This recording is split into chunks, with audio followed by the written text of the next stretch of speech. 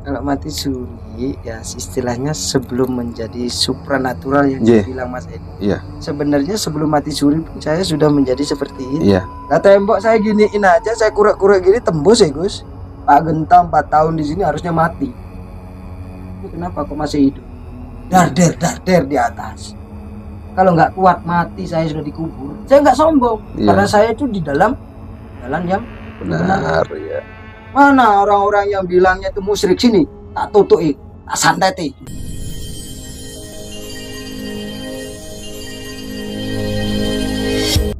Alhamdulillah. Rahayu, rahayu, rahayu. Assalamualaikum warahmatullahi wabarakatuh. Waalaikumsalam warahmatullahi wabarakatuh. Salam sejahtera bagi kita semua. Om Swastiastu. Jadi saya pribadi terima kasih banyak kepada Mas Edi. Iya. Saya ucapkan terima kasih. Saya akan memberikan sedikit cuplikan untuk masalah kurang lebihnya kayak kisah hidup saya. Iya. Kisah hidup saya terhadap masyarakat semuanya Nusantara. Begini, sebelumnya saya ucapkan terima kasih terhadap karena saya pribadi itu sebenarnya maaf nggak apa-apa ya. Iya. Sebenarnya ini menolak Iya. ya, menolak adanya seperti ini karena sebelumnya itu saya sudah meminta izin terhadap ruangan yang ada di sini. Jadi begini, Mas, sebenarnya saya ini dari dulu memang dikenal keluarga kami sebagai orang yang zaman dahulu kala itu pintar, dukun kasarnya, keluarga. Jadi dalam hal itulah yang saya inginkan agar supaya masyarakat paham. Orang pintar itu tidak seharusnya pintar dalam hal goib saja, ya kan begitu. Tapi di sini pintar dalam hal goib itu disalahgunakan, ya. Jadi saya di sini meluruskan orang pintar tidak seperti itu untuk menyalahgunakan kemampuan goib. Jadi untuk diberikan pengertian atau education, penjelasan terhadap orang yang tidak memahami. Kenapa kok saya itu bisa dalam ranah hal goib? Jadi begini Mas, semua itu lantaran dari yang kuasa. Jadi semuanya adalah dari tatanan diri kita sendiri dan keyakinan diri kita sendiri, bukan dari paksaan. Gini, ya maaf ini sedikit banyaknya. Iya, nggak apa-apa. Ya nggak apa-apa ya. Iya, nggak apa-apa. Jadi beliau dia kepingin makan atau Iya, bagaimana iya. ya nggak apa-apa, yang penting Nggak sudah apa-apa. dia tahu Iya. bahwasanya saya sudah memahami perawatan saya itu seperti itu. Dan begini, saya itu memberikan salah satu pengertian terhadap hal lain, bukan dikarenakan kesaktian orang hidup di dalam dunia, bukan karena harta di dalam dunia. Kita di dunia ini hanya titipan. Betul. Dan saya selaku sebagai orang yang dipilih oleh salah satu dari ranah goib, sehingga saya harus memanfaatkan ini dengan sebaik-baiknya. Jadi saya harus memperbaiki dengan sebaik-baiknya. Contoh bukti tadi dari Bu Hajah dan Pak Haji. Iya. Panjenengan tahu sendiri Keluhannya ya. Keluhannya seperti Okay. apa. Beliau seorang pengusaha yang besar dan asetnya itu miliar. Iya. Panjenengan tahu sendiri seperti apa. Sehingga apa dia bilang? Saya tenang bila mana Pak Genta sendiri yang memberikan wejangan. Berarti selain Pak Genta semuanya itu jom. Iya. Saya ini diciptakan oleh Tuhan yang Maha untuk memberikan edukasi dan penjelasan, meluruskan apa itu goib yang sebenarnya. Sehingga goib ini tidak bisa diceritakan dan dibayangkan secara logika manusia, kecuali ada yang menuntunnya untuk ke alam atau kota sarang jana. Saya darah keturunan Bali. Dan saya ada turunan juga dari Kalimantan. Kenapa? Karena kakang kawa dari saya ada di Kalimantan. Makanya sedikit banyaknya inilah perpaduan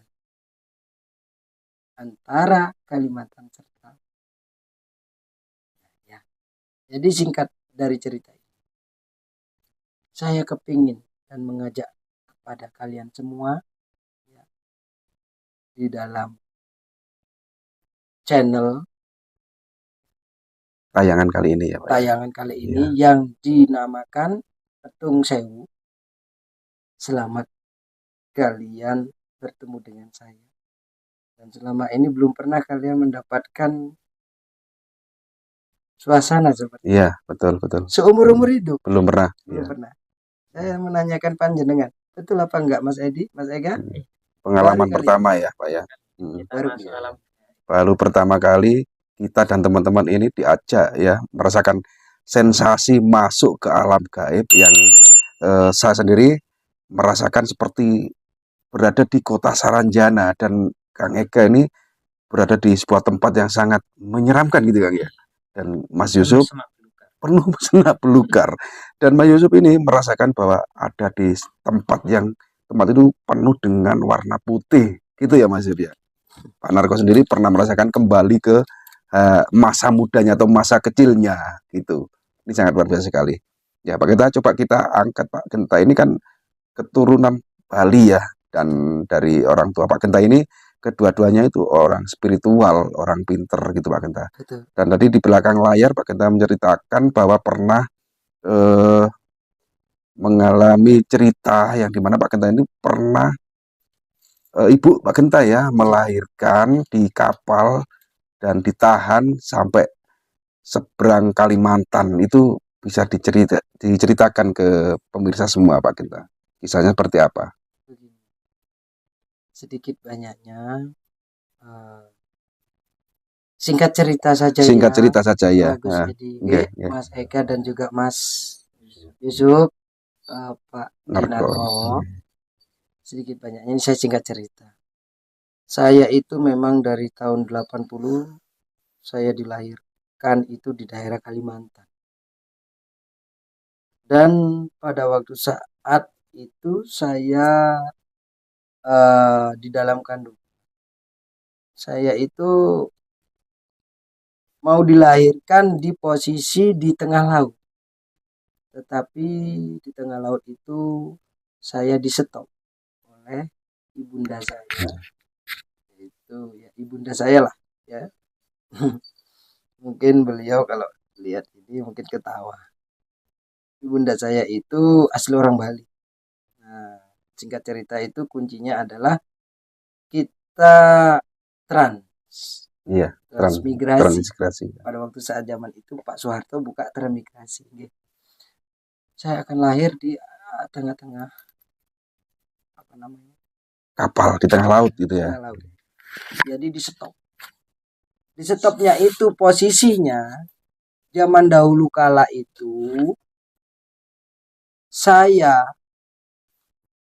di dalam kandungan itu dibuntel. Sistemnya itu kayak dibuntel inilah. Apa namanya, kain ya. Iya. Kalau orang Jawa bilang siwek ya. Jadi bilangnya begini, jangan sampai kau lahir sebelum aku buka. Jadi begitu. Jadi ini di dalamnya bawang merah. Nggih. Jangan kamu lahir sebelum aku buka. Lah jadi gini. Ceritanya begitu. Jadi ya mungkin karena posisinya sudah tidak merasakan sakit, itu posisinya beliau itu sudah keluar air ketuban. Harusnya secara medis anak itu harus keluar. Seharusnya. Tetapi secara goibnya tidak keluar. Dan medisnya pun tidak keluar anak. Di luar logika. Ya kan? Jadi ya mau tidak mau, bisa tidak bisa. Sehingga orang tua saya itu ya sudah tidak menganggap rasa sakit itu sangat mengganggu aktivitasnya. Ya bertani, bercocok tanam, dan lain sebagainya. Sehingga pada waktu saat persis 12 bulan.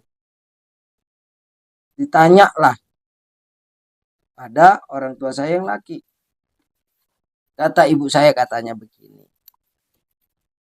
Beli. Nah gitu ya. Kalau orang Bali bilang kan begitu. Beli.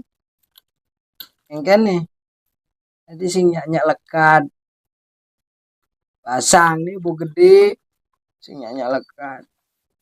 Apa isin nih? Adi bu ini isin. Isin bu gede nih basang. Yang kan nih beli. Ayo takondang ajak nu nawang di. Kalau bahasa Indonesianya, ayo ditanyakan kepada orang yang pintar dekat sini. Ternyata ketemulah dengan ibu orang Dayak Iban. Dayak Iban itu adalah Dayak pohon. Nah, disitulah kau berdua lihat bahwasanya ya sebelumnya itu memiliki salah satu apa ya, kayak ada yang mengiring pada waktu saat di laut itu, dan ada sumpah di sini. Beliau mengatakan Dayak Iban itu, ibu-ibu itu, Dayak Iban itu mengatakan apa? Kamu memiliki sumpah di sini. Jadi sumpah itu harus kamu temukan. Di mana? Ternyata sekian bulan.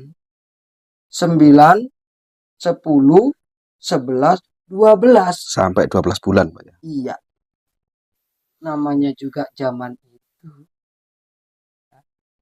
Di bawahnya itu masih tanah rumah itu, ya kan? Jadi sudah ditumbuhi sama rayap. Itu rayapnya itu tinggi, Mas Edi. Oh, tinggi. Dibongkar. Rumah rayapnya itu, Rumah Pak ya. rayap itu dibongkar, ternyata apa? Yang lainnya itu sudah habis. Tinggal yang bundelan itu, Pak. Tinggal bundelan begini nih. Gitu loh. Ternyata itulah ketemu, dibuka. Buka, sakitlah perutnya ibu saya. Ini lucu. Ceritanya begitu. Sakitlah perutnya ibu saya. Nah, kurang lebih jarak 10 atau 15 menit lah. Kurang lebih. 20 menitan saya lahir. Dan saya lahir tubuh gigi yang ini. Langsung tumbuh gigi gitu ya. Ini, tengah ini, dua ini. Iya. Tumbuh gigi. Andai kata saya di rongsen itu ya, kemarin saya sempat kan di sini itu Iya. kan saya sempat operasi, sempat saya itu di apa namanya, di scan, CT scan. Itu gigi saya sama tulang ini itu jadi satu. Ini ada lucunya di situ. Jadi ini percaya tidak percaya memang ada hasilnya seperti Iya. itu. Iya. Ya. Jadi begini. Akhirnya apa? Ya itu tadi. Kata beliau mengatakan setelah lahir saya, Ibu Dayak mengatakan begini. Jangan kau susui anakmu kalau kamu kepingin anakmu panjang umur. Kenapa? Karena susumu ini, air susumu ini sudah tidak bagus lagi buat anakmu yang ini. Mending kau carikan susu lain. Entah itu susu apapun lah istilahnya, agar supaya bisa untuk dikonsumsi oleh anak. Ya, nggak pandang bulu, nggak ambil pusing. Kambing ya kambing dibawain, kerbau ya kerbau. Ya itu tadi saya bicara tadi kan sebelum di Iya, konten iya, saya bilang iya. apa? Ya saya ya ngikut lah. Namanya saya masih kecil, teriak aja sealas. Zaman itu teriakan saya sealas. Tangisan jenengan itu ya. Tangisan saya itu sealas. Maka daripada itu saya astungkari alhamdulillah, ya, saya nemuin ibu saya.